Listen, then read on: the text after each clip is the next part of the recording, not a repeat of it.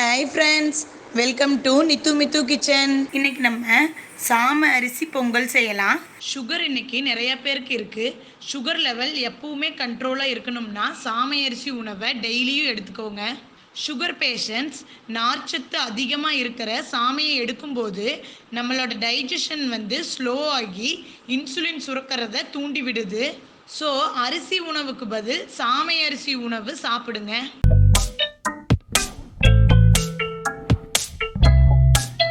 நம்ம சேனலை இன்னும் சப்ஸ்கிரைப் பண்ணாதவங்க சப்ஸ்கிரைப் பண்ணிக்கோங்க.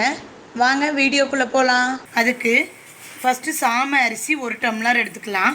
நீங்கள் எந்த டம்ளரில் மெஷர் பண்ணுறீங்களோ அதே டம்ளரில் 1/2 டம்ளர் பாசிப்பருப்பு நல்லா வறுத்து எடுத்து வச்சுக்கோங்க.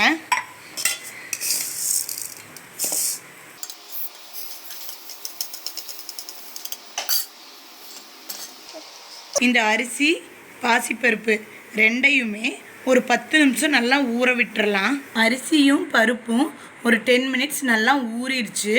இப்போ நம்ம நல்லா வாஷ் பண்ணிக்கலாம். ஒரு 4 டைம்ஸ் வாஷ் பண்ணுங்கள்.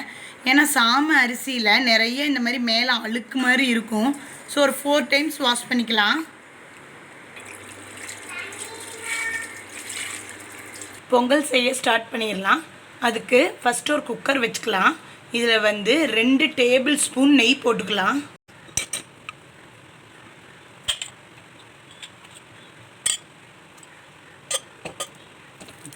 இந்த நெய்யில் ஒரு 20 முந்திரி பருப்பை ஃப்ரை பண்ணி எடுத்து வச்சுக்கலாம். கொத்து கறிவேப்பிலையும் ஃப்ரை பண்ணி எடுத்து வச்சுக்கலாம். முந்திரி பருப்பும் நல்லா இந்தளவுக்கு ஃப்ரை ஆனதும் இதை எடுத்து ஒரு தனியாக வச்சுக்கலாம் ஒரு பிளேட்டில். இப்போது இந்த கீ கூடவே ஒரு 6 டேபிள் ஸ்பூன் ஆயில் போட்டுக்கலாம். இப்போது ஆயில் நல்லா ஹீட் ஆனதும் 1 டீஸ்பூன் சீரகம் போட்டுக்கலாம்.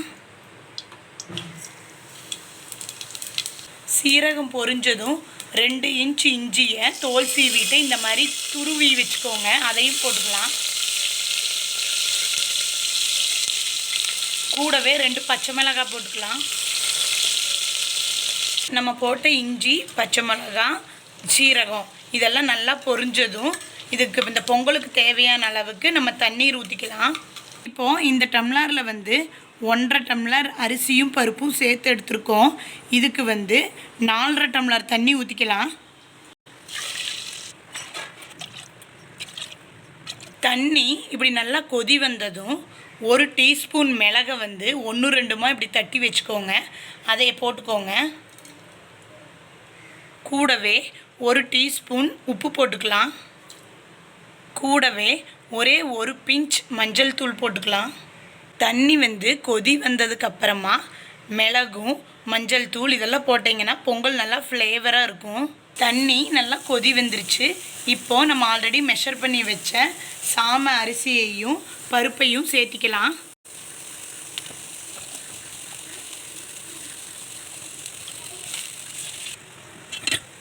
நம்ம அரிசியை போட்டு நல்லா ஒரு கொதி வந்ததும் ஒரு மிக்ஸ் பண்ணிவிட்டு குக்கரை க்ளோஸ் பண்ணி 3 விசில்ஸ் விட்டுறலாம்.